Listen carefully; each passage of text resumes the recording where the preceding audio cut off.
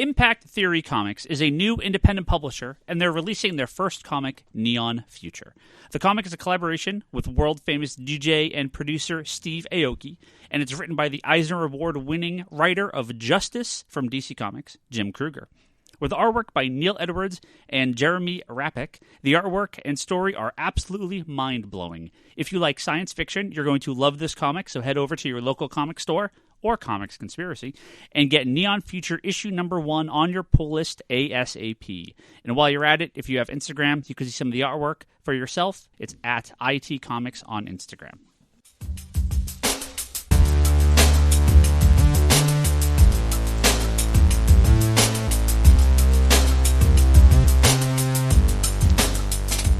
Hello and welcome to the Comic Conspiracy, episode number 390! For the That week was of 390 for all of you deaf people. February 26, 2019. I don't know why I even do this anymore. My name is Ryan Higgins. Who's here with me this week? Brock Seger. Kevin Sharp. And Charlie. Good chuckle from Brock to start the podcast, and you're all so excited. Hey, do we get the leaf on the wind from Charlie? No, I deleted it. I don't know what you're even talking about. Like, I hit record, and Charlie just like, blurts out some random freaking... Well, it's hard because Brock said Serenity Now, which made me think of the movie Serenity, which made me think of the line, I'm a leaf on the wind. No. I just didn't finish it. Serenity Now. You might be a leaf on the wind, Charlie, if talking about the weather is a great way to open a podcast. If we have a power outage in the middle of this recording, you jinxed us. I apologize. We are in the middle of, as Kevin put it, biblical weather. This is not biblical. That's on the verge. I said it's on the verge of biblical. Yeah, it's getting there. It's getting there. Like the weatherman is just almost shaking. And anybody who's listening to this in basically like 40 other states is laughing at.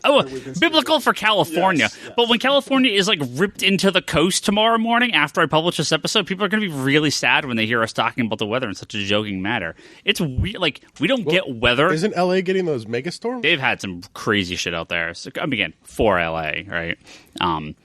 So, yes, hopefully. It's payback for all those really bad this wind and rain gives us. The wind and starting of rain gives us a couple hours to record a podcast about comic books, what's really important. So when we fall into the sea, as you were suggesting, then you have your land already purchased, right, from Lexville and Otisburg? Yes, Otisburg. It's a little place. How are we going to fall into Otisburg? How's the air going to make California fall into the ocean? Don't ask me. Ask the weather. It's the earthquake that follows the weather. I'm saying it's really windy. It is good earthquake weather. Yeah, that's what they say. It's very good earthquake weather. So, and we haven't had a big one in a while. No. Speaking of jinxes. Yes. I just love the fact that the whole statement, we haven't had a big one for a while, is the same statement I've been hearing for like 15 years now. Yeah. Well, okay, for the big one for us, for listeners that don't know, is the Loma Prieta earthquake, the 89 quake. 30 years, right? Yeah. 30 years this year. So, yeah, that was the big one. Well, if that state's in a rockin', don't come a knocking. We got some sales charts. We got some random stuff to talk about from DC for comic books, but it was I do like how you transition from weather to sales charts. Yes, but I'm not going to go directly to sales charts because we have to clear the air here for a little bit. What a weekend it has been. Let's go through this in chronological order. It was the ComicsPro retailer organization, which I meeting with people from DC and Marvel and Diamond and all the big companies. I do not attend this. I don't normally go to these things. It's usually, have you ever gone? No, it's on the East Coast usually. It's been out here a couple times, but are you going to go ever? Whatever. But I've been a member of Kevin ComicsPro. Sharp is your liaison. I've been a member of ComicsPro since basically the beginning, I think. And this was going to be an interesting year because there were a lot of rumors about what was kind of going on in the comic industry prior. 2 weeks prior to this, there was a lot of stuff circling. Yeah, I don't know if by the time this episode goes up, I believe Brian Hibbs, his kind of Tilting speech at the windmills thing. Yeah, that guy. I believe his speech should be up live. I got to read read it on the retailer forums. If it's not up yet, it will be up very soon. I know they're making a lot of these speeches that were given at the ComicsPro meeting available for the public to read as well, to kind of give you an insight into the industry. I don't agree with 100% of what he says in it, but there's some good stuff in there. There's lots of good takeaways from ComicsPro. It's always interesting to read, what's going on with the retailers. And I know for Comic Hub users here at Comics Conspiracy and other stores, a lot of big updates for Comic Hub. A lot of really good work. Are they updating the app? Well, I mean, so from the publisher on the back end, right? A lot of work being done with different publishers to bring more cool stuff to Comic Hub. A lot of, if you see weird images or things aren't loading right, a lot of this data comes from the publishers. So there's a lot of talk about getting more accuracy to that stuff earlier. I bust my ass to try to get a lot of these images updated for not only our customers, but for every customer. It goes out. It's to every store. So I spend a lot of time doing that every week. So my hope is that a lot of the stuff will get fixed soon. So all this stuff happens, blah, blah, blah, blah, blah. The new 22. We talked about this the other week. DC Comics, rumor from Bleeding Cool. DC was going to cut their line to 22 monthly comic books, eviscerating their publishing schedule. People were getting more layoffs coming. All this shit's going to happen, right? So on Thursday, while Dan Didio is in the middle of giving... So I was told some stuff ahead of time, so I know what's coming, right? Yeah. So in the middle of Dan Didio's presentation, Bleeding Cool is posting articles about what he's saying. And they are inaccurate to wrong, right? Some of it's, close, but it's inaccurate. And some of it is flat out wrong. Either the person was lying to him or he just ran with speculation or whatever. The Beat verifies a bunch of his information that I know is wrong because I was told specifically by DC a couple days prior of what some of the announcements were going to be, right? And I know this stuff is flat out wrong. Yeah. All right. So, come to Saturday, Dan Didio on one of the retailer groups says, hey, look, there's a bunch of shit going on in the retailer, on Bleeding Cool and Beat and other websites that are reporting this stuff. Let me, for anyone out there, let me really clear the air because there was some game of telephone went weird and bad info got out there. So he said, the line for DC Comics has already been cut. This idea of they were going to cut to 22 books is bullshit. The fact, again, I'm not quoting any of this. I'm just paraphrasing a lot of this. They were going to cut 10 to 15%. That cut has already happened. Yeah, that was the cut of all the Age of Heroes books. Age of Heroes books, the Titans Squad, Teen Titans, right? Titans, just Titans. Yeah, Suicide Squad. A couple of these low selling books, and Squad's going to get a relaunch. Titans, I'm sure, will come back in some fashion. This has already happened. Yeah. They're not cutting more.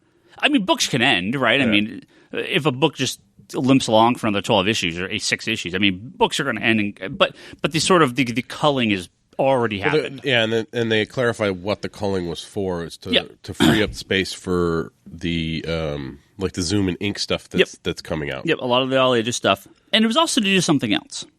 Now, at the end of this long message, a lot of retailers had asked Dan Didio some follow-up questions, and the follow-up question I asked him was, some specifics about the Walmart books, but also, can I talk about this stuff publicly? And he goes, yeah, absolutely. He goes, just don't quote me directly, because don't post my entire thing, but yes, you can take what I've said here, and you can talk about it publicly. So I went on Twitter and said, officially from Dan Didio's mouth, here's what's going on. Talked about the 10%, 15% cut. It's already happened. Walmart. They are ending the line of Walmart exclusive 100-page comic books that have 12 pages of new content and 88 pages of reprints. That line is ending as a Walmart exclusive. It is going to be replaced with a new line of 100-page, 48 pages of new content, 52 pages of reprint. I do not know the price. They didn't talk about price. That it will be available everywhere. So Walmart, Target, GameStop, Comics Conspiracy, right? Your local comic shops. They said, and DC has talked about this publicly, that the Walmart line was very successful and they wanted to expand it. So they are ending the Walmart exclusive line in order to expand it to a better format and to bring it to many more locations, including comic book stores. Right? Well, and they're giving 4 times as much new content in the books. The books are going to be 100 pages. So it kind of balances itself out. And it really, whatever price point, if they hit a good price point on those could sell very well in stores. Oh yeah, absolutely. GameStops, I highly doubt they're going to be $4.99. $4.99 for 48 pages of original content seems pretty crazy. But I don't know what they're going to be. Maybe they are, right? And it's just offset by the sales from the additional material or from the additional markets. And also, these books that are coming out, they are not part of Rebirth. They are not part of DC continuity. They are standalone. Reader friendly. The Flash version, Barry and Iris meet in the first book, and Iris is African American, right? I mean, they're taking cues from the TV show the one by Gail Simone, right? So, whatever they're doing in these books, we will be getting as the long format books that have been in Walmart are going to come to comic stores as graphic novels. Mm-hmm. Any of these shorter stories will come to us through their various 100 pages giants they already do. Maybe these new ones. I don't actually know. But we are getting all that content that was published through Walmart will also be coming to comic book stores in one fashion or another. So boom, post that. Retweets go crazy. Ton of messages. All of a sudden articles start coming out. DC is canceling the Walmart line. That is not what I said. Yeah. They're transitioning the Walmart line from Walmart exclusive to everywhere else. Yeah. Right. Well, I think it's the thing is the kind of the anthology, which is what those giant things normally are. Right. The market's been very the American comic book market they don't really get those. Well, again, they said these have been very successful at Walmart, right? Now, a lot of people that I know, I don't know a single person that can find these reliably, right? Well, I don't think you know a single person because of where we live. No, I mean, friends online, people I talk to. I've never heard a story where someone's just like, "Yep, I just randomly walk into it every single month, and they're all there, ready for me to pick up in perfect condition, exactly where they should be." I've never heard that. They're always a nightmare story. So I'm sure they're successful to a degree, but I'm sure this is a chance for them to get them in the hands of the people that non-speculators and not just random people, to the comic book people, right? But the game of telephone and then persisted all weekend of them canceling the line. So again, if you read through the articles, they all mention the fact that I said it's going to be replaced with a new thing. But the headline of every fucking site was DC's canceling the Walmart books, which, again, to me, there is a difference between ending and replacing with something better and canceling. These are two very different things to me in my mind. Well, it also sounds like these new books potentially are still going to be in Walmart, just not exclusive to Walmart. Right. The article should have read DC 2 and Walmart exclusive to expand to everybody. Right, but that's way too long of a headline. Yeah. That's why they only take the part where it says DC's canceling the Walmart books. So all these bad faith articles come out where they're misrepresenting what I say, and then all of a sudden Dan Didio has to come out again to re-clarify. He's like, no, these are so successful, we're expanding, we're not canceling them. And I'm like, that's what I fucking said, right? To the point of today, The Beat puts up an article that's like, oh, some retailer that wasn't even there got it wrong, so we have to re-clarify again. It's like, come the fuck on, people. Read my goddamn message. I didn't say canceled. And all these interpretations of canceled, low sales, getting rid of it, no, it sucked. I read your tweets and I was like, okay, they're going to expand the Walmart, they're stopping the Walmart exclusive part and they're just expanding it to everywhere else. Okay, yeah. Walmart's still getting these books. Target's going to get these books now. Yeah, Walgreens, GameStop, it's just I don't like the gotta go with that clickbait headline of misinterpreting something so it reads as negative. Therefore, we'll get the clicks for that, and then having to put out articles that are re-quoting Dan Didio, realigning what was said, even though what was said wasn't said.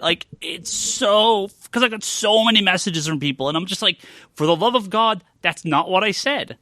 So, frustrating. Dan also posted something on Facebook about it. Right, that was the re-clarification. Okay, yeah. He clarified... He said this at the meeting... Yeah. the game of telephone that got to Rich Johnson and the Beat was bad, right? So he re-clarified in the Facebook private group. I posted it. It was also taken incorrectly, so he had to re-clarify a second time on his own Facebook page. I had to write something about this, and when you're trying to think of a headline, I just went with Dan Didio on DC's 100-page line. No, Kevin. What you have to do is retailer says DC line of Walmart books canceled due to poor sales. That's what I said. Local lunatic. Yes. DC. Yes. Ay. Bryce Larson owns a store? So that was my weekend having to deal with this shit. And then even yesterday and this morning a little bit. So, but this is great, right? At the end of the day, this is great. We're going to have access to those 100-page giants. All that great content's going to come here as graphic novels. I'm looking at the DC section of our spinner rack here going, perfect spot for these 100 pages. See. That's... I can fit one in there. Yeah, I was going to say, not very many copies are going to fit on that. I mean, you can at least get a couple out there. Well, those books are going to be interesting because I don't expect we will go deep on too many of them. I just don't know the price point, and they'll take up a astronomical amount of space. Are they quote unquote all ages, or are they? Yep. Yeah, that's what I thought. Yep. So again, not kids' books. No, but they're supposed to be. And then the Tom King issue, Superman, where Lois Lane dies a bunch. People got all freaking angry over that. But it's all just like this story, like this kind of imaginary story of whatever. So wait, comics are imaginary stories? Yeah. Aren't they all? The ironic thing is you have to read them. Yes. And understand them. Yes. People just don't do that. Can look at the pictures. Or just read the headlines. So that's, yes, and that happens a lot too. So yeah, I don't, that's ComicsPro. That's the important stuff. Marvel announced. The most important thing that DC announced at this thing. But they did announce something else. We finally are getting a Mr. Miracle fucking deluxe hardcover. We are getting a Mr. Miracle deluxe hardcover. Did they actually say deluxe or did they just say hardcover? All the stuff I saw. Hardcover. That's what I thought. Exclusive to comic book stores, which is cool. But that brings up another point. There was something else DC announced. Marvel didn't do anything. Marvel talked about some random bullshit and showed some trailers for movies. That was it. It was nothing. They've had they've had a really bad experience at ComicsPro since Legacy. Well, that's yes, they did. But they DC is going to be scaling back their output of graphic novels. We don't know what that means. I know there's been a lot of canceled stuff. A lot of stuff where they put out the first 2 volumes and then axe it. I have to assume we're going to get more of these essential graphic novels that have been coming out recently, where they're not going to keep all 9 volumes of Jeff Johns' Justice League from New 52 in print, but a one collection Dark Side War book will be the thing that the thing that we get, right? They've been doing a lot of these recently. I'm wondering if they're just going to go with the sort of Disney model of putting stuff into more of a sort of circulation and then back into the vault kind of thing. Well, what I assume they will do is current stuff will get a graphic novel for the most part, ongoing series, right? And then select older stuff will, Hush and Kingdom Come and New Frontier and, Watchmen and Killing Joke and all that stuff's going to stay in print, obviously. But I think they're going to really scale back their older stuff. So if you're... Sorry, Toby, you're collecting the Birds of Prey, Nightwing, Robin, Chuck Dixon, Batverse stuff. I just don't see them continuing that. They did 9 volumes of Mike Grell's Green Arrow, but that's not all of them, right? I don't know if there's going to be more. They finally finish Hitman? They just resolicited a new version of Hitman. A new volume 1. Starting from 1 again. Jesus. Right. And I have very little faith that they'll see that all the way through. Well, okay, so this is I don't know. If I could literally go into the DC offices and just beat the shit out of people How can Marvel in 2019 publish a Planet Terry graphic novel reprinting He's giving me the eye, he knows. Yeah. How do they print New Universe bullshit? And DC's we can't really keep a Jeff Johns book in print. It's not really worth it. What? It's crazy to me. Crazy. So it's fucking crazy. It's crazy to me, but I also think... So one of the things that I did take away from this is I do agree there is limited shelf space. Sure, absolutely. We bump up against that every week, right? Yeah, exactly. And looking at the amount that they've been putting back into print as quickly as they have, as you said, a lot of those sort of Chuck Dixon Nightwing and like all that stuff just started flooding the market very, very, very quickly, which is great for collectors and that kind of stuff. And I love a lot of the omnibuses they've put out and all that. But you can't stock the shelves with all the omnibuses that are available. You'd run out of space. Oh yeah, but instantly. I think, and this is what Marvel has done. We do it once, one print, boom, done. Next. You know, I don't need to see a lot of this stuff reprinted. Some of it, yeah.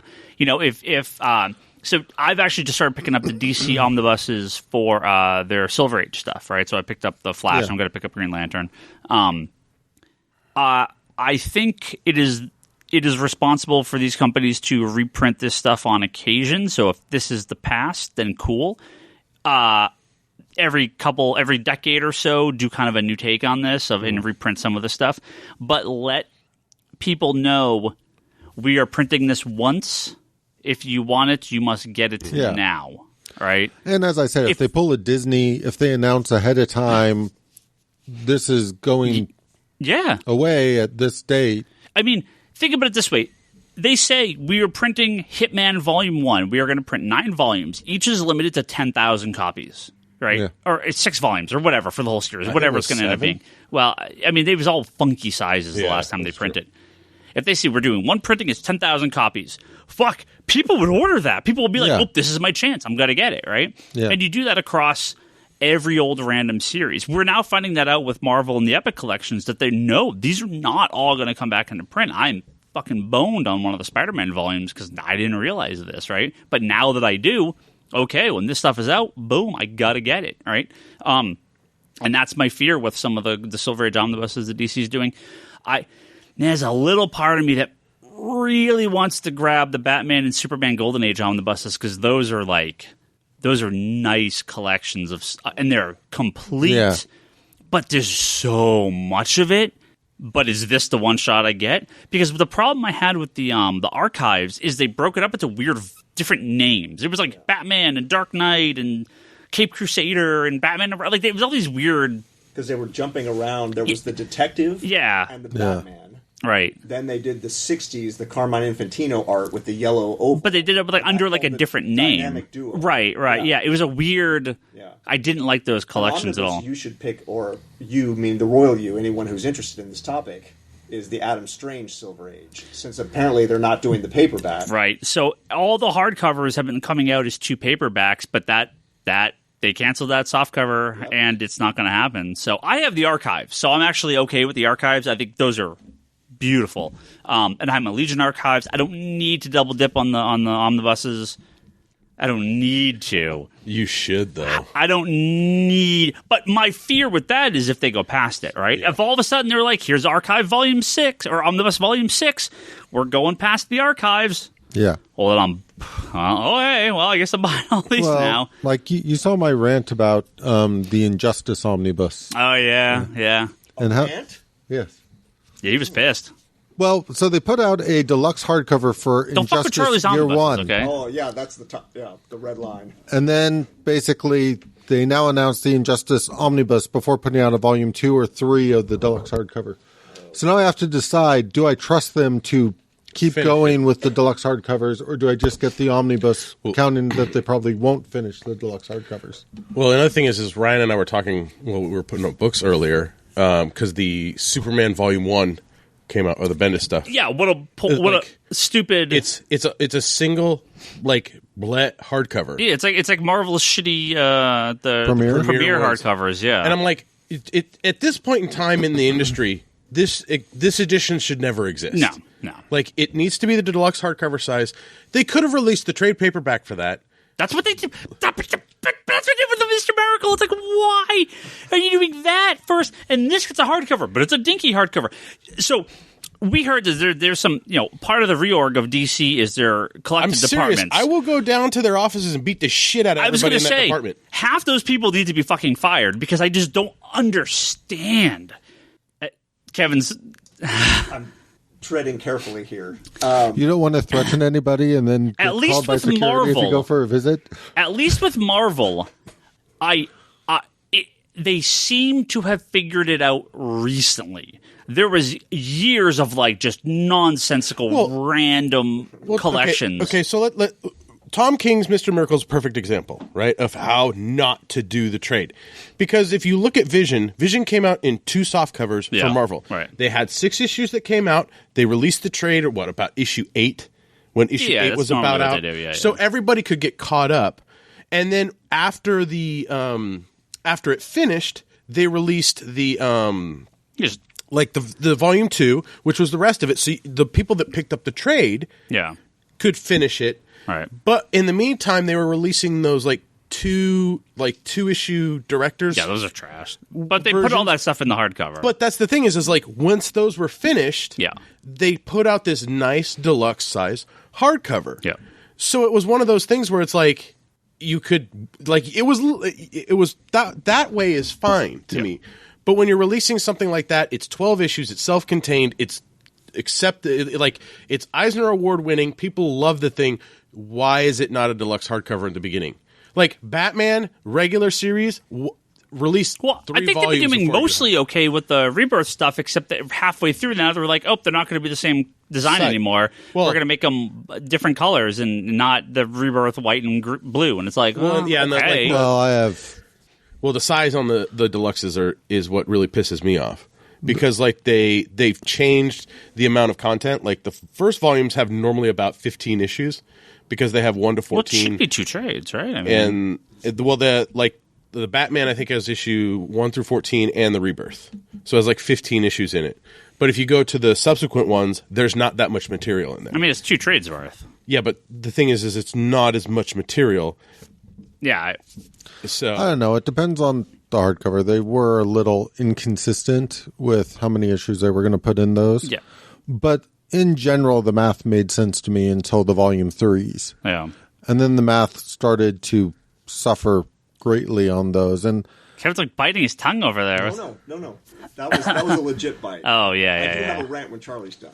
But I mean, even with a lot of what they've been doing recently with DC, I kind of feel like we can talk about this because I think it was covered on the show when we had Scott Snyder on talking about how, so they did the deluxe size metal, but then they did the smaller hardcovers for the rest of metal. Yeah, it makes no with sense. the plan to eventually do an omnibus. Yeah. And well, they didn't even do hardcovers for all the rest of it. The Road to stuff was trade paperback. No, Road had it. It was the Road was hardcover. Oh yeah, it was but it was the tiny hardcover though. It was the premier size hardcover. Why? To go with the deluxe size normal to go with the trade paperback for No, I had a rant about this on my crazy. My YouTube channel. It's Kevin. What's your? Well, so I know the topic that I'm about to mention under this umbrella is maybe 10% of our listening audience would be interested in purchasing this, but let me just bring it up anyway. Yeah. Detective Comics before Batman. Yeah, pisses me off.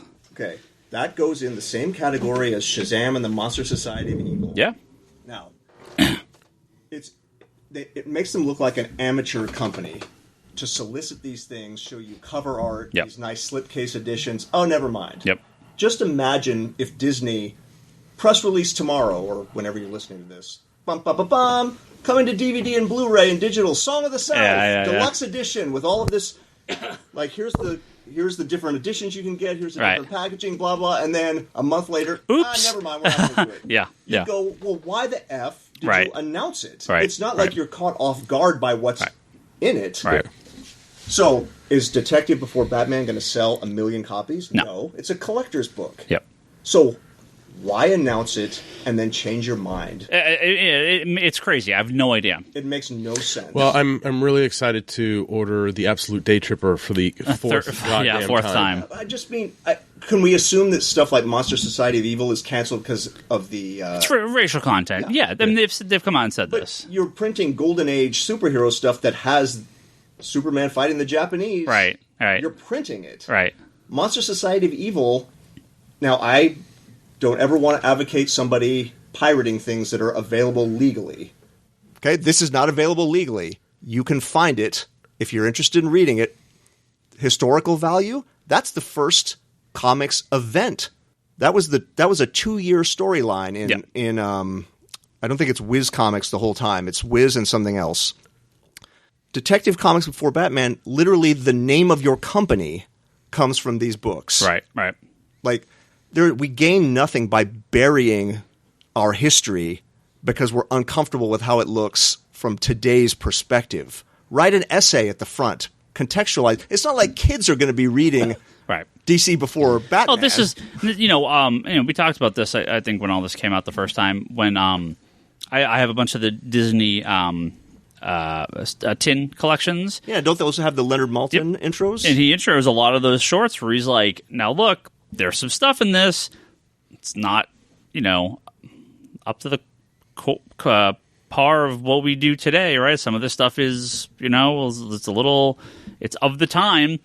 We are presenting this in a historical context. Please take that on. Do not watch this if you're easily offended by racial caricatures. There's no offense meant as a company showing this. We're just here to present this as it was originally shown. Period. The end. Yeah, you're honoring the history of Disney. Yeah. It's crazy that Disney would do that and now right. Yeah.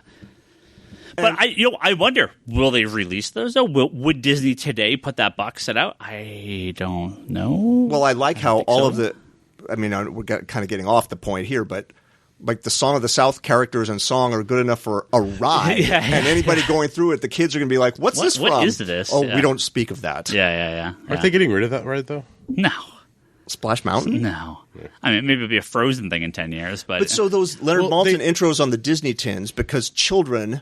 Yep. Maybe like parents buying those and sitting and watching them with the kids. Yeah. Children are not going to read Detective Comics Before Batman. Right. That's an adult collector book. Right. Children probably aren't going to read Monster Society of Evil. That was like $100 giant hardcover. Yeah. Like, why are you burying it? What are you afraid of? I don't understand what the bad press. I don't know. They're afraid of Fox News picking it up and being like, "Holy shit! Did you see this super racist comic that liberal Hollywood is putting out?" And I'm just going to chime in about the sort of kids aren't going to read this thing. I agree with you. In general cases, kids aren't going to read that until somebody tells them they can't read that, and then they're going to want to read that. Yeah. That's what I'm saying. Put context in the front of it, like on those cartoons. If you need to explain it. Back to the Fox News point. Well, if they're going to run it, then more people are going to buy it, so you'll make more money, right? Like, Unfortunately, we use that same argument with Batman Damned, and it didn't get us anywhere. Yeah. Well, that's because they're scared of the Batcock. So I just don't understand, and and it would be better if it had just never been mentioned. Right.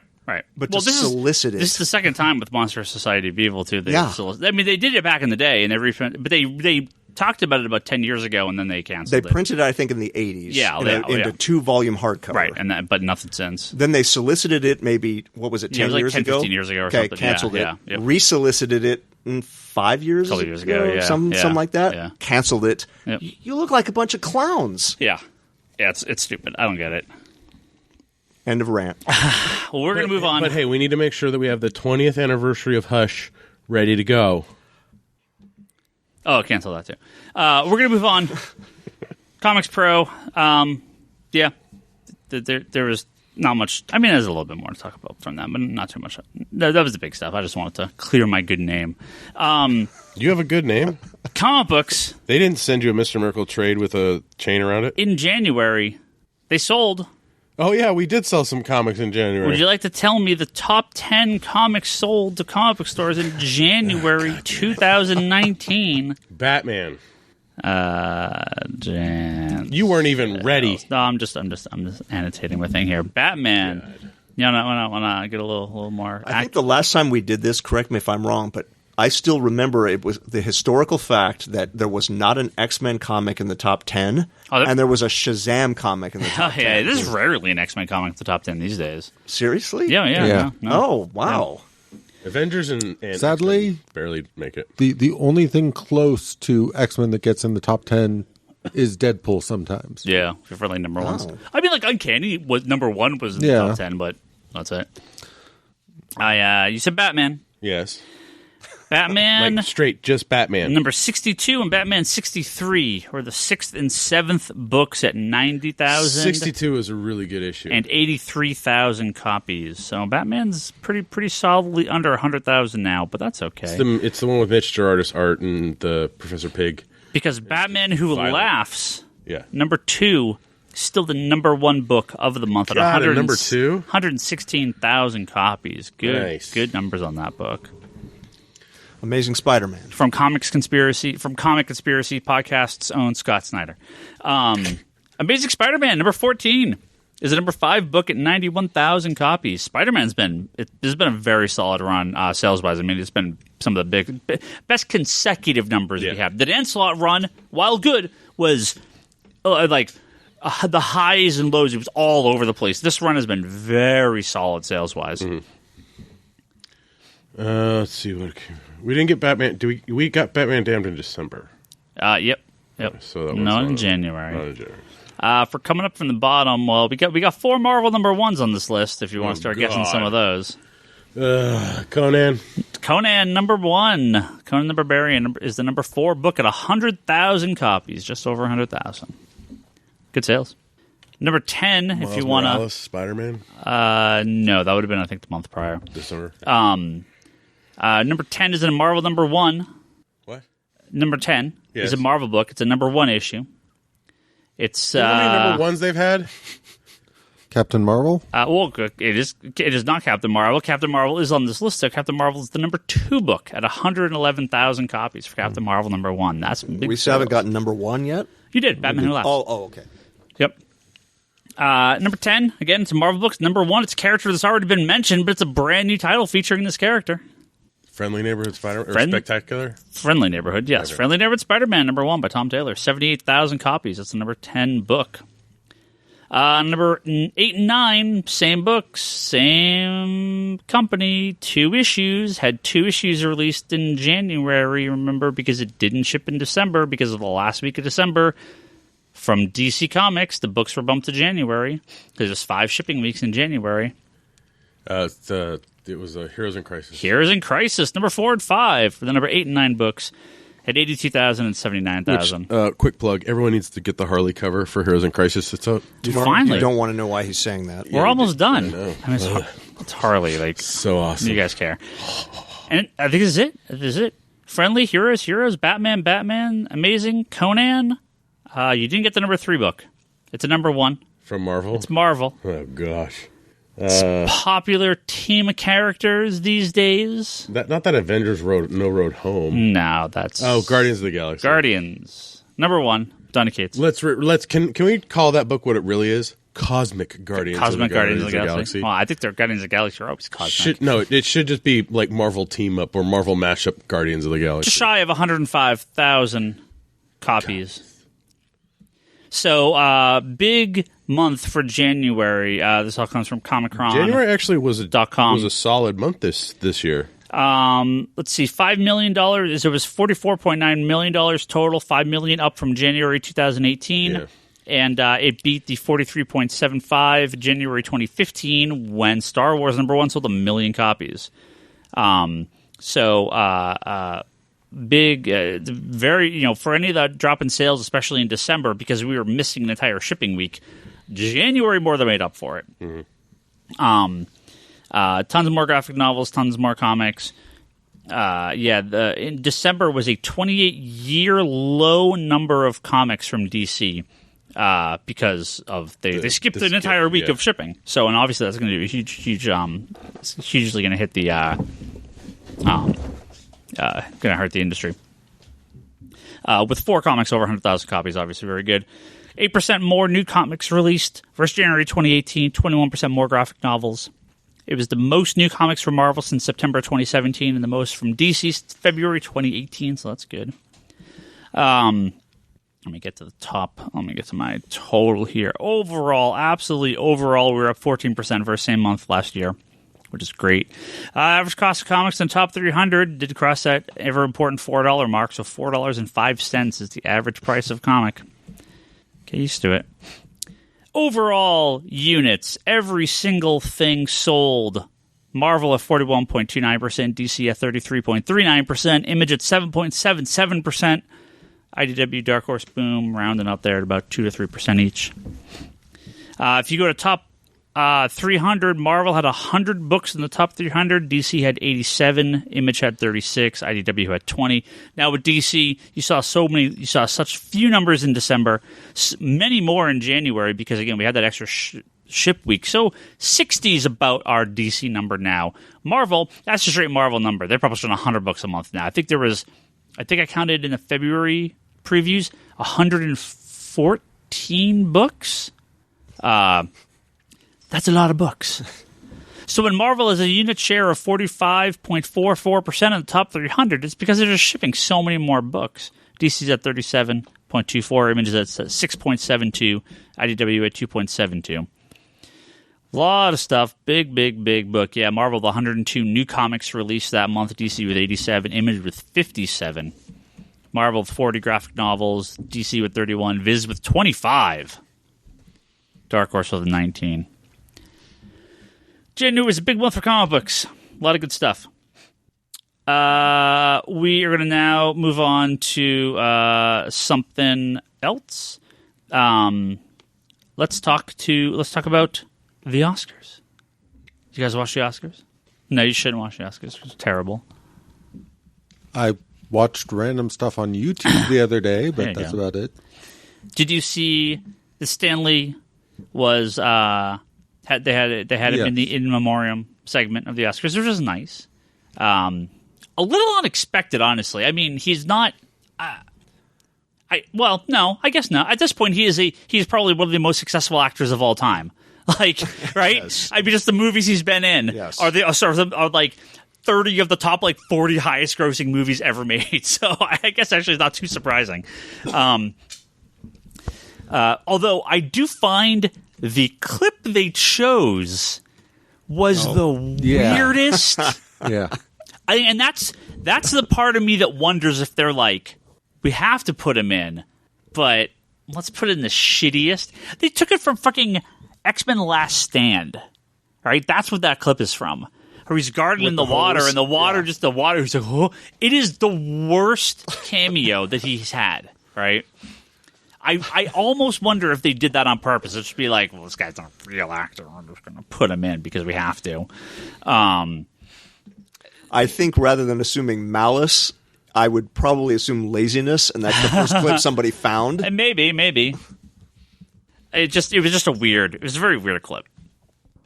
But of course, the big news of the week that we have to talk about for the Oscars is how many awards Suicide Squad won at the Oscars. Oh wait, I'm sorry. God, sorry. You're just trolling Bryce. Late to the party. I guess Marvel finally won some Oscars too.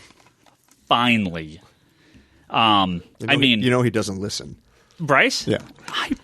I don't know if he does or not. He doesn't commute anymore. He doesn't listen. Finally, we have some movies that live up to the quality of previous movies that have won Academy Awards based on comic books, like The Suicide Squad. Oh, sorry, just Suicide Squad. No, because that is the upcoming movie that I'm sure will also win some Academy Awards. Of course, we were talking about Black Panther. It won 3 Academy Awards. Yeah, it won for what it should have won for. Yeah. If it didn't win for that, I could understand rioting. So it won for, it won for Best Costume Design, which easily, no question asked. Like, if it didn't win for Best Costume Design, if people rioted, it'll be like, yep, nope, you can riot. Best Production Design, I don't know what that is. It's a similar. It's more of like the overall. It's set decoration and everything like that. I mean, it was fine. Okay, I don't know that.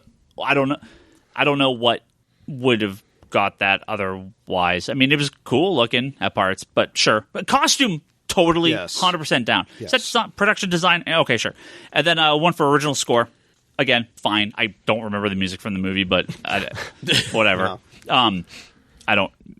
I feel this is the Oscars being like, oh, give it to the stuff, and then we'll just ignore it. They had to give them the costume design. If they didn't give the costume design, but this is how you know. This is how you know the Oscars don't give a fuck fuck about superheroes. Infinity War did not win Best Special Effects. Like, what won Best Special Effects? The only movie that would ever win special effects. The other thing that wasn't a genre movie. The only thing that wasn't a genre film. I don't even remember what it was. It was some space thing. Some serious movie. First Man? Sure. Yeah, there you go. Yeah. Which those effects in that are amazing. Better than Infinity War? Well, different. You're recreating a historical thing that happened from a first-person POV. I don't know that there's another thing. I mean, it's just different. Thanos is probably the best effect that has been on film, like, to date. To me, it's crazy that Infinity War didn't. Come on, you have Star-Lord walking backwards, flipping the bird, jumping through a portal. Also, come on. Yeah, no, I'm not arguing against Infinity War, but I'm saying the thing that won was a worthy winner. And this is one of those, and when people talk about, the Oscars don't like this or the Oscars had to do that, this is thousands of separate individuals not in communication with each other, just a random tally of votes. It's not one mind, some secret cabal in a Endgame's going to win best stuff next year. No, like Return of the King? No. As like a summation win? We talked about this with people. No, it won't. And neither will Star Wars. They won't give a fuck. Like, no, none of those won't win anything. Return of the King is very different. Because it was a cumulative award, right, for a massive enterprise. But 10 years worth for Endgame? But rather than dwelling on what didn't win, let's go to the next worthy comic book winner. I got nothing. What are you talking about? Edge of the Spider-Verse. Edge of Spider-Verse? Oh, you said worthy. Worthy. Like I said, I got nothing. Yeah, apparently Spider-Verse won it for Best Animated Movie. Sure, whatever, I guess. That's cool, too. I just don't see it, man. I've had my own problems with Spider-Verse. We talked about this. It's fine. I'm really surprised it won. In that category? Yeah. Well, again, it's unique. It's interesting. I don't think anyone saw it. I'm surprised it got. I'm surprised these people did not see it. The people that nominated it. I'm very surprised it won. I mean, I can't speak for people who had the ability to vote, but in terms of sort of more of the same versus something new, Spider-Verse was very new in sort of the technology it used and the style it went with, and it doesn't surprise me at all. Yeah. I mean, I just handed it to Incredibles too. I'm sure plenty of other, as you said, I'm sure there were a number of votes that were cast just based on trailers, not necessarily by watching the full movie. Oh yeah. No, I mean, you always read these articles. Is it Hollywood Reporter or Variety? It's one of those guys where they always do their like anonymous. Oh god! And those people who speak as the quote anonymous Oscar voter. Yeah. Are just people with an axe to grind. Oh yeah. They're all just want to be an a-hole. Well, they're all just random dudes, right? Yeah. And they're just like, I saw the one movie that I voted for the one movie I saw, right? I mean, but that's the thought process here. And I'm like I said, I'm surprised that Spider-Verse won because I just don't think enough people saw it. Again, it may have had just sort of end of year like industry buzz. So like every person I know in art and animation, and Leanne and all our friends, they all fucking loved it, right? Yeah. They was like, this is the greatest movie of the year, period. So I guess enough of those people voted for it. The industry, that end of the industry all voted for it. So, yeah, I guess. Wreck-It Ralph shot itself in the foot with the ginormous Ralph. Wreck-It Ralph was fine. Like, again, and I don't... I mean, to me, Wreck-It Ralph and especially Incredibles 2 were disappointments. I just don't think... I mean, Wreck-It Ralph 2 was fine. Yeah. It was not as good as the first, but it was fine. Incredibles 2 to me was a disappointment. I did not like it anywhere near as much. Gale voicing a character in it. It's awesome. I don't know how that is. Gal Gadot? Huh? What? Gal Gadot? Oh, Gal Gadot? Gal Gadot, sorry. Yes. I'm sorry. No, she was fine. But I'm really surprised it didn't go to Incredibles 2. I just assumed. I would go with Charlie's reasoning on this. Yeah. Because Incredibles 2 is... more of the same. More of the same. Ralph 2 is more of the same. Yeah. This is something dramatically new that pushes the art form in a new direction. Yeah. And enough people are going to respond to that. Well, I'm now terrified that we're going to get more movies that look like this that I won't be able to watch. So, congratulations. Wonderful. Let me know how the movies are. Because that'll be how... let me come back at that. That's how they're going to do the first Speedball movie. Spider-Verse was my favorite movie of the year, animated or not, period, by far. But Though exactly the wrong lesson to take from it would be, let's make a bunch of movies that look just like that. They released the animation program that they like the source code for and everything like this. You're absolutely going to get a shitload of movies. I know I am. They look like bad music videos. I'm saying that's what I don't want to see. It's like when Pixar first perfected their method and then you saw a bunch of crappy looking knockoffs. Yeah. Spider-Verse is special because it is doing something different and trying to capture being inside of a comic book as the pages are turning. I guess. Okay, we don't need to relitigate this. But the point is, I just don't see that at all. Okay, I'm glad it won. Yeah, no, I mean, sure, more comic book stuff winning, cool. I just wish it was movies I liked, or liked more, I should say. I'm just very surprised. As Toby would say, Higgins hated Spider-Verse. I'm just surprised it won. My issues with the movie are mostly my own, but yeah, no, that's cool that it won. I'm happy for Marvel and Sony and all Dan Slott and all the people involved with it. That's super cool. I'm very surprised. So, quick question since we're talking movie stuff. Yeah, Captain Marvel early reviews, Twitter reviews came out, right? No. I thought internet reviews were. Oh, you're talking about like the social media, like the brief, yeah, flawless, yeah, of course, yeah. And then the bigger news story is that Rotten Tomatoes shut down their what's the exact wording on it? Their viewer, not the viewer score, but the viewer wanna see score. They shut down the wanna see score. Yeah, because they it got by a bunch of trolls and alt-right fucking nut jobs, got review bombed down to the I think second lowest that any MCU movies had, and it would have been the lowest because they just make bot accounts and everything like that. So they're still going to have the review. People are still going to be able to leave their own reviews on it later. Mm-hmm. But there's crazy levels of trolling going on with the Captain Marvel movie. All these people are putting up fake reviews that saw it and claiming all this ridiculous stuff is in the movie, like racist and sexist stuff, which obviously it's not, right? Mm-hmm. To the point that Zachary Levi, who's playing Shazam, Captain Marvel. Right? Shazam. Yeah. People are telling him to attack the Captain Marvel movie and got mad at him when he defended it. Yeah. He's like, "What are you He's like, I want them to do well. I want our movie to do well. Like, if you don't want to see it, don't go see it. Yeah. But if you want to see mine, go see mine. He's like, I don't care. Go see what you want, but just don't put this bad garbage out there. Crazy how it's just the weird. Because we are literally getting this is the year of Captain Marvel. Yeah. Right. It's I'm super excited for both. It's the original. It's Shazam. It's the original, and then it's now, which is now Shazam. Yeah. And we're getting what Captain Marvel has, developed into from Marvel. Yeah.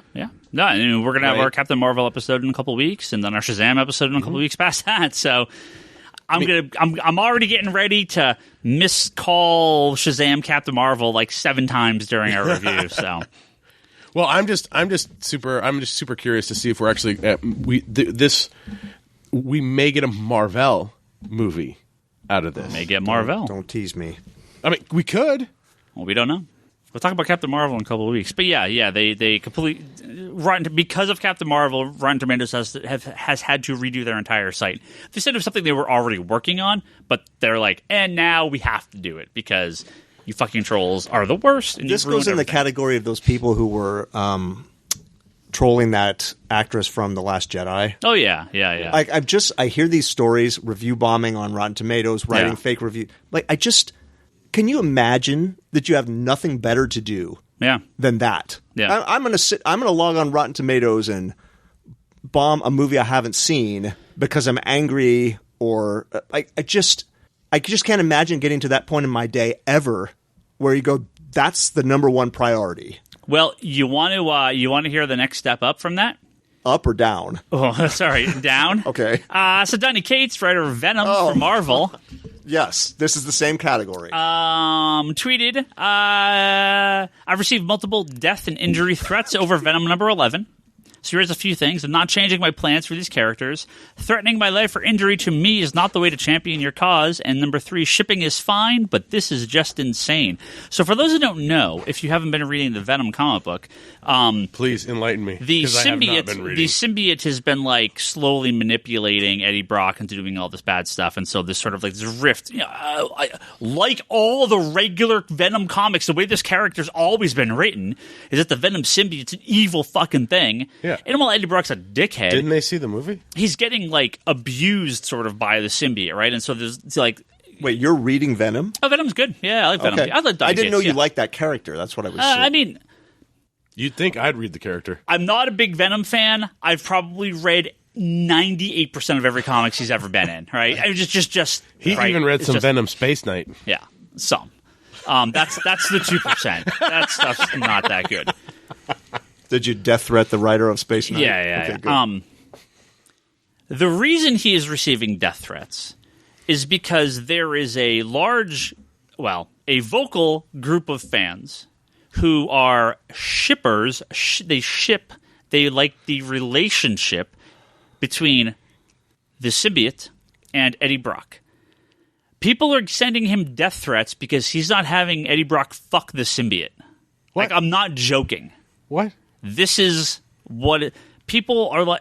And he had this huge tirade on Twitter the other day. He was like, I saw the tweet that you talked about, but I didn't read anymore. You guys have to stop sending me plots and suggestions for my stories. I am legally not allowed to read these tweets because if you send me a plot for a Venom story through Twitter unsolicited, 10 years down the road, I write a story involving Venom that is vaguely similar in some fashion, you sue me. All right? This is all comic books. So he's like, I'm going to just start blocking every single person. If you send me anything like this, I have to start blocking you. And I'm like, block these idiots anyway, right? But like, how insane are these people? Insane. Yeah. How? Like, how do you? What do you do with your day? How do you fuck this? Yes, symbiote? that's what I'm saying. Write some Venom fan fiction. Before you send a death threat to the author. This is the problem, right? I'm guessing they already did, and this is just the escalation. And this is just not living up to I'm just wondering how the fuck you fucked a symbiote. This is that's the number one issue. This is the problem, right? Does he wear it? This is the problem with. Does he jerk off with? Like, does it form something? Shipping like fandom. Sheep? What? And so many online Apparently, fandoms. we just found out that Brock is part of this. I'm not part of this. I'm like, how does this happen? He wants to be. You're seeing the origin. It's the debut. I'm giving you guys my big tongue. My Venom tongue. If there's so many people that have built up fan fiction and the shipping communities that they just feed into each other and they believe, wait, the things that we say are how it should be. So it's gone from this thing where I'm going to fucking Spock and Kirk fuck each other in my fan fiction, and I'm going to write in a Mary Sue where I'm the best captain ever. You know, it's gone from that, which is what it used to be in the 60s and 70s, now to like, we are going to send death threats to the creators of Korra because you are not making this character. Like, there are people that if you see any CW of the Arrowverse shows, right? Almost every tweet that follows anything they post is, why is Lana? I'm sorry, why is not Lana? What the hell's her name? I just love the fact that you're taking this back to Smallville. No, Luther. What the hell's her name? Not Lana Luthor. Lena Luthor, thank you. Why have you not let Lena and Kara been in a relationship yet? Huh? They need to be in a relationship. Because that is what fanfic has decided. That Kara and Kara Danvers? Supergirl and Lena Luthor. Sorry, you said Arrowverse. I'm yes, like, huh? Yes, Arrowverse, yes. Oh, but the Supergirl okay. and Lena Luthor have to be in a relationship together because this is what the fandom, the fanfic internet fandom has decided. Like the harassment levels that they get when they put out that series of tweets a few weeks ago, where they're like, you know, hey, we're all about inclusivity and diversity, and they're like, well, why won't you let them fucking be a couple? You prejudice assholes, and it's like, because they're both straight characters. Like, this is it. God, it is insane. You could do an entire podcast on the dark side of shipping. Well, they build up in their head that this is how the relationship should be. This is how the writers should do. I mean, look at Steven Universe, one of the worst fans of all time in fucking Steven Universe. Why? Go look up Steven Universe. No, I've seen Steven Universe. It's a crappy cartoon. Like My Little Pony. Boom, Steven Universe. The worst fans. You would rather eat dinner with bronies than... Oh my god, I didn't bronies don't even exist anymore. So this whole conversation is just reminding me of an episode of Supernatural. Do they have terrible fans too? They've had an episode where they encountered people who wrote fan fiction about them. Yeah. Where they literally had to say, "You do realize we're brothers, right?" Ew. It's Game of Thrones. So yeah, please don't send death threats to the people writing the characters that don't agree with your fanfic. Well, no one who listens to this show would be doing that, right? Bryce. Oh, you said no one listening to this show. Yeah, so no one listening. Correct. Yes. Yeah, so that's it. Can you just imagine you don't like what's happening in Venom and you're going to send a death threat to Donny Cates? Here's an idea. Don't send death threats. Period. Period. Yeah. Just period. Yeah. Period. The way easiest answer in this whole scenario, if you find yourself in that situation, just stop reading it. Yeah. Stop watching it. Yeah. But it's my favorite character. You vote with your money. Yeah. That's how you punish them. It's my favorite character. Yeah. I love how Brock has decided to voice the I'm just trying to... the deeply disturbed this episode. Yes. Brock has a symbiote of a terrible fan. Yeah, I'm trying to get the opposite going, right? So here's what me and Brock do. Me and Brock are like, is Harley Quinn still shitty? Yeah, still shitty. Okay, whatever. We'll just keep buying it. Yeah. Throw it in a box, whatever. Yeah. I don't care. Like, and that's just that. Then we just go about our day, Old right? Lady Harley 5 comes out this week, and I'm like, thank God it's over.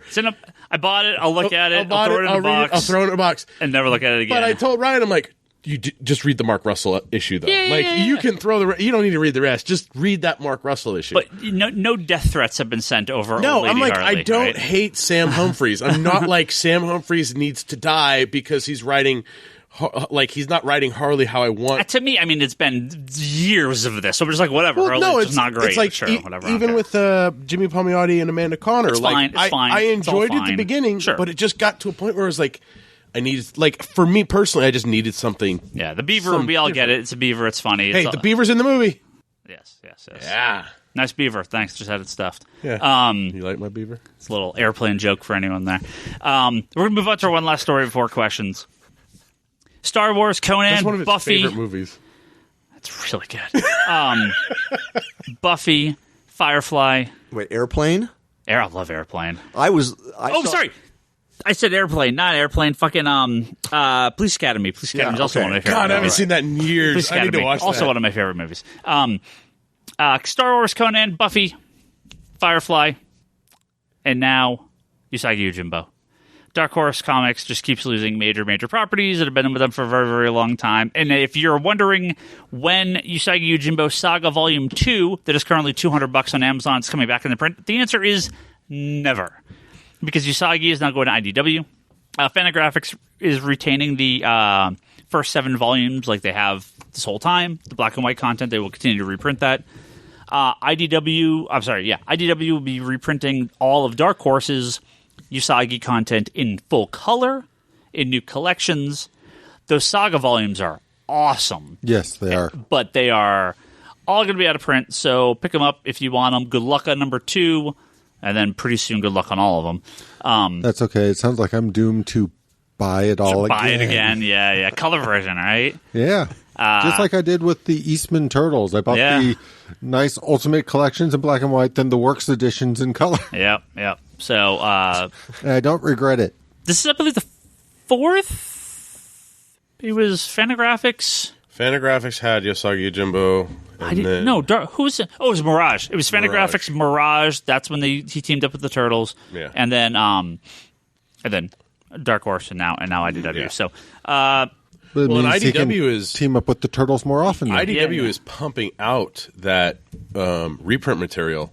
Like Firefly is, Boom already has the first volume out. Well, and they do those nice collections. So there's a possibility that they could have a very similar series. Well, I mean, even Fantagraphics sort of copied what Dark Horse was doing with the Usagi collection. So I don't the hardcover, right? Yeah, I'm expecting you're probably going to see a Fantagraphics re-inked at some point too. Yeah. It's Brave and the Bold. It's one of the greatest shows of all time. Yeah. You ever watch this? I have seen some episodes, but this is some good radio. But the screen, what's currently showing on the screen are like my favorite versions of all of these characters. Golden Age Batwoman. I love her. And Nightwing in the disco costume. Yeah. Batgirl in the OG. Yeah. God, that collar on that Nightwing. That's fantastic. All right, we're gonna get some questions here. Hopefully, none of these are about Craig Anderson should have something in the symbiotes. queue. I'm still curious. Does the symbiote take a shape? First question is from Chris Bunch. He says, if I haven't read Age of Apocalypse or Walt Simonson's Thor run, which should I tackle first? Ooh. I haven't even read the Walt Thor stuff. I've read Age of Apocalypse, though. I mean, I think Age of Apocalypse is going to be a little better suited for kind of a more modern reader. Not that Simonson's Thor is that much older, but it's different. That omnibus still in print? Simonson Thor? I don't even know if either of them are in print anymore. They were doing some soft they keep covers coming of the Simonson. back into print occasionally. Yeah. I thought I think they're bringing the Thor stuff back into print in omnibus. Yeah, I know they have the soft covers. Yeah. As for the Age of Apocalypse stuff, I mean, they had the omnibus of it, but then I have the 3 softcover versions of that. Yeah. So it's fine. I mean, either way, my answer is going to be Age of Apocalypse. It's close, but my answer is Age of Apocalypse. I like how you set that up. Yeah, I actually might suggest that first. It's for Chris specifically. I think I would suggest that first. But Simonson Thor is good. I got that. That was maybe the first omnibus I ever bought. That's probably the first. That was one of the first omnibuses Marvel ever issued. Yeah. That's the one that made me convinced that omnibuses could technically be weapons. Yeah, that thing is big. So from Craig, from Indigator. Indigator. Some of my fondest comic memories are from the JLA, JSA crossovers of the 70s and 80s. Do you guys recall them? Well, no. We weren't reading comics. Kevin does. But do you guys recall them, and do you have a favorite? Should they come back when they get the JSA back? And we'll answer that in a second. And third, do you think it's a good idea to bind all of them together? And I'll answer the last one first. No, because you can buy the, I believe, 8-volume JLA, JSA crossover graphic novels that DC released a number of years ago where they collect all of those. The Crisis on Multiple Earths? Yes. So if you buy all those, that'll be all those JLA, JSA crossovers are all, I believe it's 8 volumes. That sounds right. They're all included in there. And I mean, it's just reprinting issues of Justice League, right? Yeah. I mean, that's where those crossovers were in. So I actually went back and pulled all my JLA issues. So should he get those and have them rebound? Into bigger collections. I've decided that I'm going to go for it, and JLA... Sorry, let me rephrase it. Justice League of America, the 1960 Justice League of America series, I am going to try to put together a full run. I had done that, and I sold the run. There you go. As a collector, wanted to buy the whole run. Yeah. The only one I didn't get was the first Brave and the Bold. Okay, yeah. But starting with the second Brave and the Bold all the way to... The Brave and the Bolds, we'll see. I have my Avengers run. I've been back and forth for a number of years on when I want to do this, and I think I'm going to finally pull the trigger. Okay. That number one, we'll see. We'll see if I ever track that down. But everything else is fairly affordable. If only you owned a comic shop. We don't get that stuff in here. It's so bad. I went through and actually rebagged and boarded all my Justice League, took a full inventory of what I had, brought a few and dumped them, and got. I'm going to upgrade to some better quality copies because I had some that were really low grade. To answer Craig's question, but to go back, I've been going through some of the later issues of these before. Oh, those are so good. Those JLA, and I love. It was the one of the later ones had. It was like JLA, JSA. was it like All-Star Squadron, Infinity Inc.? Like it had all those teams. Yeah. That's a good one. Is it the one with... I think you're in the Perez era. Yeah, not Predagaton. Yeah. Was it? Yeah. Was it Predagaton? Yes. And what's the fucking fish head? Despero. Despero. Yeah. That's a good one. Those are good. And the ones with the Ultra Humanite, where he's the white ape. I got to give a shout out to answer Craig's question, and I didn't get this live, meaning when it first came out. I got a lot of these in reprint when they used to do the little digests. Mm-hmm. There's a Len Wein written 3-parter that has JLA, JSA, 7 Soldiers of Victory. Oh, yeah, that's a good one. I think it's 100, 101, and 102. I actually have those. So that is, my run really starts at issue 100. I'm missing almost everything from 100 from 1 to 99. I have a handful, but I don't have a ton. Yeah. But 100 and up is where I start to have a much more complete collection. And that issue 100, where there's like they're standing over like the memorial of them or something. Of the 7 soldiers. Yeah, I love that cover. Yep. Those are so good, and those kind of, to me, how do I say this? Make Crisis on Infinite Earths unnecessary. Yeah. In the sense that I don't know, when I got that digest, maybe I was 8 years old. I don't know. 8, 10. Yeah. I had no problem. Earth 1 is this team. Earth 2 is this team. Earth S, Earth X, blah, blah, blah. It was never confusing, ever. Yeah. But to go a little off the top or a little more forward, that Jeff Johns, David Goyer, Carlos Pacheco, what was that called? The hardcover, yeah. Virtue and Vice? Yeah. That's fantastic. That's really, really good. And the reason they'll never do these regularly, they tried. The problem is every story arc is 6 issues. So if you have a JLA JSA crossover every year, 6 out of every 12 issues a year is going to be a JLA JSA crossover. So they're just never going to do that. Every now and again, they really should. Because those are some of the best. Yep. Do it in an annual. Just do a one story. One a year or something, right? Each book gets its own annual, so it's a two-parter. Do a 100-page giant for each book every year, and that's the crossover. That'd be amazing. Yep. Amazing. Well, and that's kind of what DC's done recently with the sort of Aquaman JLA Aquaman 4-part. It kind of ends up being like 6 or 8 issues when you take the double-sized specials. And they do the first one and the last one, and then one in each issue, 2 in each. So they burn through that in a month, right? And you have basically an 8-part story in 1 month. So if they wanted to put that level of commitment into it, they could do that. Those were all pretty fun. I mean, the Aquaman one was a little convoluted, but I think they were fun enough. But if it was a JLA JSA one of those every year, yes, it was so good. Jonathan says now that DC is pulling back on its trade paperbacks, which classic series that DC owns the right to will now never get collected. Well, we talked about a lot of them, and I fear for I have a guy that's been going deep on the DC reprints from 90s stuff, and I'm like, I don't know, dude. I think I know who you're talking about. Yeah. We sold a bunch of the Green Lantern Corps trades recently, and I'm like, these are all out of print and not coming back in stock. I think I'm missing like 2. Yeah, you just got to track them down. Yeah. I would think a lot of New 52 stuff is not going to be in print. Or it's already not in print, right? Justice League Dark, Vampire. Well, see, like Justice League Dark is something that could utilize a good, solid, like omnibus edition or 3 thicker trades. It was only like it's like 6 trades worth or 7 trades worth or something like trades, that. So yeah, 3, I guess. Yeah. But yeah, like I can see getting reprinted as more like streamlined, complete collection stuff. Yeah, but man, if you want Batman trade paperbacks, they apparently make 80 of those a month, and no other character exists. Well, you know which one I'm disappointed that they haven't Batman, brought back. But Jesus, they haven't reprinted is the Starman stuff. I want to desperately read that Starman stuff. I mean that we'll add Rebels for a personal note here, but Starman. But Starman, fuck them with that last trade. Starman and Sandman Mystery Theater have been shown just the greatest injustice in comic collecting history. Just DC's treatment of those graphic novel lines is so annoying, especially Sandman Mystery Theater, where they reprint it and then fuck them again when they don't reprint the end of it. Like, how could you screw that up? Twice. Well, that's why they're gonna. I'm afraid they'll do Rebels. They'll get it's 5 volumes. They'll do 2. They'll do 2 oversized and then not print the second one. It's nuts. It's crazy. Like, I just don't. Oh, dude, seriously, Trade Department, put me on a plane. You're killing me, guys. Let's go, Charlie.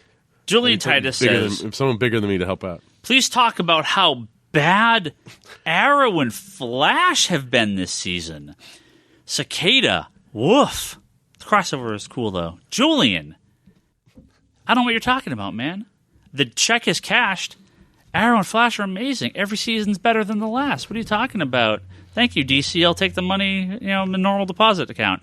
No, what are you talking about? Arrow and Flash? I mean, look, you're into him at this point or you're not. Cicada's no better or worse than the last couple of villains. Savitar? Savitar was, again, it's the same.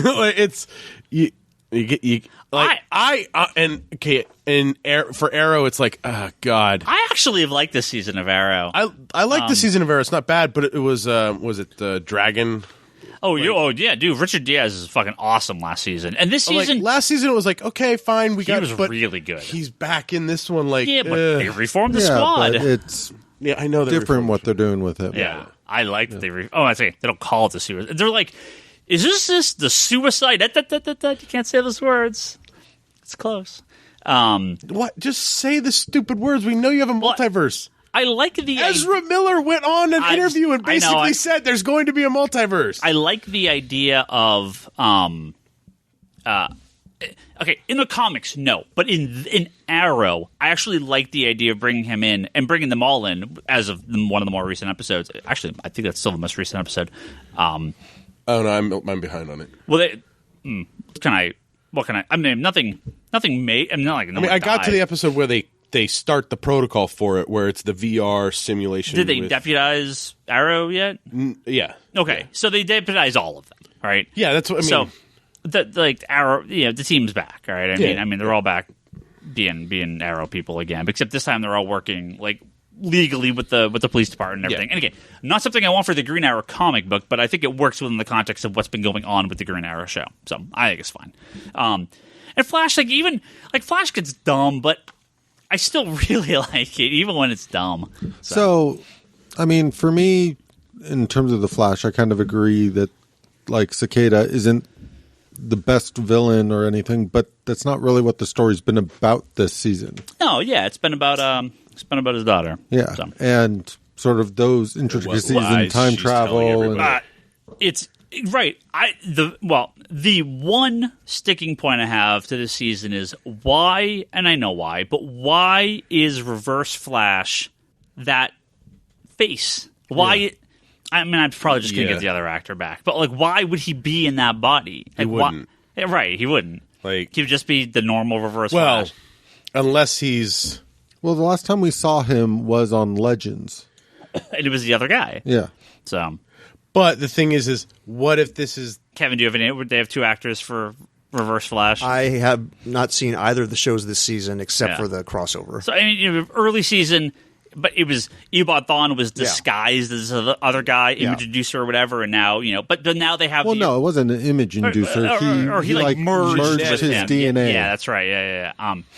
But then so this now he looks like him again. But it's why would he look like him? He should look like the way he's looked in all the other seasons. So, but the thing is the only thing I can think of why he's like that is because it's that era, the Wells. Version went into the future. It's still him, and is still manipulating and trying to mess with. Could be. And the thing is this is just carrying over from when he did this story. I don't know. I'm trying to. Okay. It's time stuff. You think about it too much, you get a headache. We saw him in the big Legends team thing they did. Yeah, it was the other guy. Where he teams up with Merlin, and he was in the Flashpoint episode, right? Which, the one episode. The one episode, I think so. Yeah, and it was the other guy. Yeah. But that was after the Legends crossover, I think. Yeah. It all blends together. Yeah, I'd have to go back and look at the quote unquote timelines, just because it gets very complicated. Like I said, time gives you a headache. No, it doesn't. You just have to find the right rules. This is true. Here's a question from Leonardo. Leonardo? He says... Leonardo T? Yes. Yeah. He goes, How you guys doing? What's something that genuinely made you smile today? That's nice. Yeah. What made me smile? What made me smile today? Finishing sorting the comic books.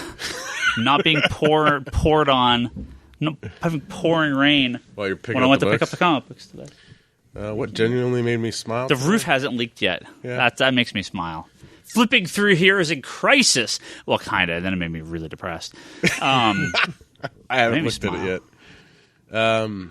You know what made me smile today? You're killing me, man. You're killing me. You know what made me smile today? I was at lunch talking with my my coworkers at the high school, and I got to tell them how this weekend or on Friday, my son experienced watching Back to the Future for the first time. Ah, nice. So he really enjoyed it. It's good stuff. Mm-hmm. Yeah. He's like, when are we watching the second one and the third one, Dad? I was like, he's like the 1980s. He was like 1980s. That's so long ago. Were you alive then? It blew his mind when I told him when they go to the future. That was 4 years ago. Yeah. Charlie, what made you smile? Buying a birthday gift for my wife. Oh, what'd you buy? Can you not no spoilers? Little Mermaid 4K release at the. Oh, nice. Yeah. Oh, was that today? Yep. And Wreck-It Ralph, right? Yep. Okay. Kevin, nothing makes you smile today. Just hate. Jeez, I'm not Mr. Smith's. I had a little rescue dog come up wearing a sweater and lick my hand and sit in my lap, a dog I'd never met before. Nice. Yeah. Dogs are great. What happened to the dog? Why? After it licked your hand. It sat in my lap. And then what happened? I petted it for a while, and then the owner, they're trying to find it, or though they just found a home for it. Oh, okay. Question from Brandon. He says, fast forward to 2024. That's a super specific year. Well, 5 years in the future. There is a reason. Okay. What does one of the big two do? I mean, Marvel or DC? What do they need to do in order to steal Ed Brubaker back from Image? Nothing. It'll never happen. There's no reason for him to go work for Marvel or DC ever again. No. I mean, unless they give him, they're like, here's Vertigo and you get 100%, and the backing of Warner Brothers to make anything you want into a movie. I mean, maybe that'd be enough, but I don't even know. I mean, I do miss Ed Brubaker, though. Well, why 2024? I think that's when his contract with him is up. Okay.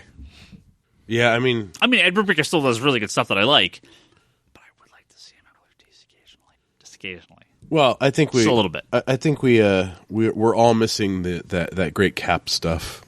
Yeah, the new Cap series is fine. It's no Brubaker. Okay. No. I mean, nothing will ever be. But it's good enough. All right, so in 2024, a miracle happens. Okay, and Ed Brubaker writes one thing for Marvel and one thing for DC. Each of you pick what he writes for give your. So he's working for both companies or either or? He's writing for both. And which two titles, or one title for each, you get to pick what is he writing. I'm going to go with The Phantom Stranger for DC. I'm just trying to not pick like an A-list title. I want to see him elevate a title to A-list, not come on an A-list title. Oh, I mean, my DC pick was going to be the question. Yeah? Because I Renee Montoya original? Original. Okay. I mean, Renee Montoya 2, that's fine. I really don't care, but and Marvel, I'll take. I want him on Invaders. I want him like a real Invaders book. He kind of dealt with it a little bit in Cap, but like a solid 18, 24 issue run of Invaders, like period. Invaders book. Yeah, I like that. Are you going with his pick? I'll agree with Higgins. Yeah. So I want him on cable at Marvel. Brock wants him on Harley Quinn at DC. No. And I actually think I want him on Batgirl at DC. Batgirl would be pretty good. I think for me, you know what? I would really like him to co-write a Detective Chimp book with Jeff Johns. Okay. I'm down with that. Like hard-boiled Detective Chimp? Yeah, like hard-boiled Detective Chimp. And then for Marvel, you know what? I'd really like to see him tackle Doctor Strange. Like I think he would do a really good job with the Doctor Strange book. Yeah. So. And if anybody hasn't read Brubaker's Captain America, Oh yeah, even independent of the Winter Soldier. I mean, like it's the really good in general. Yeah. Just good luck finding the stuff in print. Yeah. I'm sure it'll come back. Like Ed Brubaker, Captain America graphic novel set will come out soon. All right, a couple left. We're going from Alex. He says, thoughts on the Umbrella Academy show, if anyone has watched it. I have not started it yet. Charlie, I thought you might be... No, I did finish Daredevil, though. Oh, good. Season 3? Yeah. Nice. I'm going to start it soon. I'm halfway through Umbrella Academy. Okay. What are you thinking? I like it. I've heard really good things. I loved the graphic novel. Okay. I've never read them. Yeah, I loved it. If you like that Gerard Way Doom Patrol at all, that's all right. Well, this is better than a better version of that. Yeah, it started good. Yeah, it just I agree. Didn't go anywhere. I agree. Yeah. No, the show's good. It's one of those weird things in the non-episodic era where you get everything at once. Yeah, it's hard to. It's almost like commenting on a book that I've read 3 chapters of. Yeah. So I'm enjoying it so far. I don't think it's wonderful, but I'm enjoying it. I also watched Russian Doll. Oh yeah, I watched that. Yeah, I liked it. Yeah, I did too. It's good. Brock, you're going to watch Umbrella Academy? It's on my list. I will get to it. It's one on day, Netflix. But, I may or may. I mean, I still got to watch Daredevil 3, Jessica Jones 1 and 2. Hey, at least one. Zach Fig says, should I recommend Warren Ellis's ongoing books to people to get him into comics, like current stuff, or should I just give those series that he's actually finished? Both Trees and Injection are not going to be completed anytime soon. Or ever. That was me saying that. So what's the point? Well, yeah, no, don't recommend Trees or Injection or any of that because I mean, Wildstorm's good. It's just close. It's almost done. I wouldn't recommend it to somebody as reading Warren Ellis. I like Ellis quite a bit, but he just kind of spits and spats with random stuff these days, and nothing ever really goes anywhere, and nothing really gets done. I mean, I don't know what it is. I think he just gets bored. We're so far from Transmed and Authority and his I was actually just going through a collection, and there was a bunch of these in there. A lot of his Stormwatch run, really good. All that early Wildstorm stuff, so strong.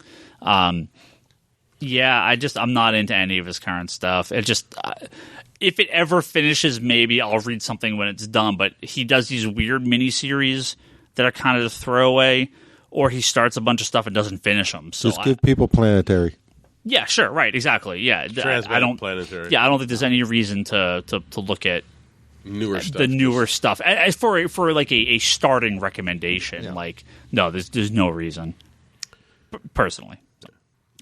And finally, from Ulysses, what do you guys think of the current Daredevil run? Did you read The Man Without Fear 1 through 5 that came out? I think it's fantastic, especially the art. Big fan because of the show and the best Marvel character ever. I do like me some Daredevil. I don't know if a best character ever, but I do like Daredevil. That would be a good Brubaker title. He was on. I know he was on it before. Yeah, I mean, it's a comeback. Yeah. I have not read Man Without Fear. I actually haven't read the arc prior to that. Is that the Kingpin? That's the Mayor King. Mayor. That was like the arc prior to that. Mayor Kingpin is the one that starts out of Legacy, and then that runs for a while, and then there's another one, and then. So I'm a couple arcs back on Daredevil. I didn't get to finish Soul's run yet. I definitely didn't read Man Without Fear. I don't know, and you guys get a chance to read that yet. I'm really behind on Daredevil. Yeah. Unfortunately, not yet. But Charlie, you said you watched the show, so or you're going to start watching the show. No, I finished. Oh, you did watch the stuff. Sorry, yes. It was amazing. Yeah, it's on my list. And one day we'll talk about Daredevil. Have a very fresh topical Daredevil Season 3 discussion. 2024. Yeah. Talk about Daredevil 4. Well, I like how there's been so many like we used to be able to do like an entire episode on a TV show, like everybody watched it, bam. Now it's like, god damn, there's so much TV to watch. Like, we're all over the place. Like, we can't, like... Well, I select the things I want to keep up on. When you drop 13 episodes on my lap, I'm like, well, I'll get to it at some point. But, like, Doom Patrol, 1 a week? Perfect. This is cool. And that second episode of Doom Patrol, oh, my God, it was so good. Did somebody get stabbed in the dick? No, no one's got stabbed in the dick, unfortunately, no. But it is so... No spoilers, Kevin. But it is so funny and quirky. And, dude, you may not like this, I don't know. But Robot Man saying, like, oh, fuck, like 80 times in the episode was the funniest thing in the world. Like, it just constant stuff happening around him, and he's like, "What is going on?" So they had that one trailer they put up before before they were like that. They first and it's funny. I skip it every time because I'm like, nope, don't want to see anything because I enjoy Titans so much. Yeah, and I enjoy Doom Patrol in Titans. Yep. It's different. I mean, the first episode was good. Second episode was really good of Doom Patrol. It's weird. Good. Yeah. I'll probably get caught up once there's about 5. Yeah, I mean, like legit, like full on laughter during some of these scenes of just like, what is happening on this show? See, we need to have a Patreon level where people are actually watching these TV shows. I had to actually pause and rewind to make sure I heard something right. Mr. Nobody dropped some some cutting edge like fourth wall breaking commentary early on in the second episode. It's very funny. So yeah, it's really good. They're playing with it and they know their audience too. They really know their audience. Very, very good so far. So I'll catch up on Wednesday. Yeah, it's good. It's real fun. So you're subscribing to it? Right? Yeah. Okay. I just tend to watch them on Wednesdays. Yeah. All right. We are going to wrap up this podcast. Kevin, before we do, you had a plug. Yes, I am. There is a new series, not a comic series, a web series starting, well, I don't know when people are going to listen to this. Tonight. So, clearly. Tuesday night, Wednesday morning. Yeah. Clear your day to start with this podcast. Just say end of February. A lot of people do. February 27th, which is a Wednesday, which is tomorrow when I'm speaking this, but maybe in the past when you're hearing it. Through the site Fanbase Press, which are good people in the comics world, in contrast to who we were talking about earlier in the comics world, I'm doing a new series of interviews called Between the Panels. And the idea behind this is, and I didn't even invent this, but I'm now steering the ship, it's to spotlight not the Scott Snyders, the Adam Hughes, Brian Bendis. It's to spotlight the up-and-coming comics creators who may be tomorrow's superstars, but you just don't know their work yet. So these are people either working in indie comics, doing web comics, creator-owned, Kickstarter, whatever. Yeah. We're doing writers, artists, inkers, letterers, and so it launches February 27th, and our first guest is Emma Kubert, who is the daughter of Andy, granddaughter of Joe. Cool. And it's going to be released bi-weekly, always on a Wednesday for New Comics Day, and it's called Between the Panels, and you can find it on Fanbase Press, and maybe I'll do some annoying plugs for it on the Facebook group. Nice. Excellent. And it's been a lot of fun getting to know these people and like learning about the whole idea is we tell their story. I should say I tell their story, like why comics, like what in your journey brought you to working in comics. You're bringing the audience their secret origin. And then, well, it's their secret origin, but also their process of how they do what they do now, be it writing, be it drawing, be it inking. So yeah. Cool. Very cool. Cool. Next week, if everything goes according to plan, too, we actually were recording on Monday, a day early. We got someone coming back. So if you... is this confirmed, or is this just all speculation? Is he bringing his mic? We're recording on Monday. Okay. 7:30, 8 o'clock, he'll show up. No, we're starting early. All right, we'll start whenever Bryce gets there. I'll have to hit Chipotle in his honor and get the special. Make sure you get his order right. Yep. But yes, so we have we'll thank our You do Patreon realize backers. Bryce Larson quotes just had a heart attack. And of course Bryce is going to be here for the first podcast of the month, which means he gets to do all the Patreon reads. So I'm really excited for that. So Kevin, clear your schedule. It's going to be a long one. Okay, it's going to be a long stopwatch app. I'm going to pull a Charlie and leave early. You're going to leave it halfway through the first top 20 Marvel books of 2017. Can we please get him just as an easy tutorial on how to do this yourself? I don't know. Did he do his top of 2018 list? Marvel, yes. That's it? He did his top 3 Marvel books. It took him 40 minutes. Yeah. But what about his DC books or his movies? Nope. Probably still needs to get that mic. Price. Yeah. No, he has the mic. I know. Yeah. Did he send it to you? Yeah, it's up on Patreon. Yeah. The one, the Marvel stuff. Must be that long commute. Yeah. Oh wait, he works from home. It's all that World of Warcraft place. The bed to the he could literally lie in bed holding the microphone and record these. He could do it in his bathroom. If we're not there, so Bryce has some ADHD, which is very topical, given all the articles going on right now. So I don't mean to make fun of him if he really does this. Bryce is a very distracted individual. He has a lot going on in his life. Yes. So anyway. Neon Future. Don't forget to pre-order your copy. Yeah, Neon Future. We talked about them at the start of the podcast. That comes out this month? I don't have the date in front of me. I believe it's March. Next month. Yeah. And the publisher is Impact? Yes, Impact Theory Comics. Impact Theory, Yep. Julian Titus, Nerds Without Pants podcast at pixelbit.com. Jody Lawson is canon the Triad Comics Anthology at triadcomicstudios.com. Sam Che, Craig P. Anderson. Go to craigpanderson.com if you are a professional that needs some coaching. How to get better. How to be the best professional you can be. Bryce, maybe you need some professional coaching on how to record a fucking podcast. Joe Duff, Andrew Nelson Mendez on Recovery of an Anime Junkie podcast. Darfox 8 at Manga Machinations.